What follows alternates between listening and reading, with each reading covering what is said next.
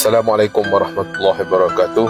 Saya perjalanan balik ke Melaka daripada sidang parlimen hari ini.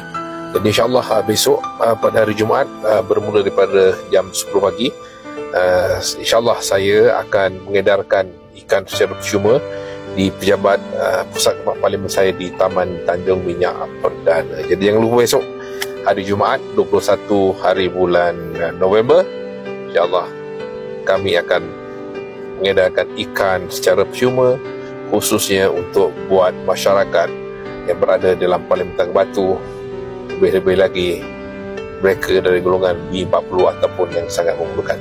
Jadi insyaAllah besok ada rezeki Jumaat, datanglah ke Pusat Khidmat Parlimen Tangga Batu di Taman Tanjung Minyak Perdana. Jadi kita akan edarkan ikan secara percuma, rezeki Jumaat untuk anda.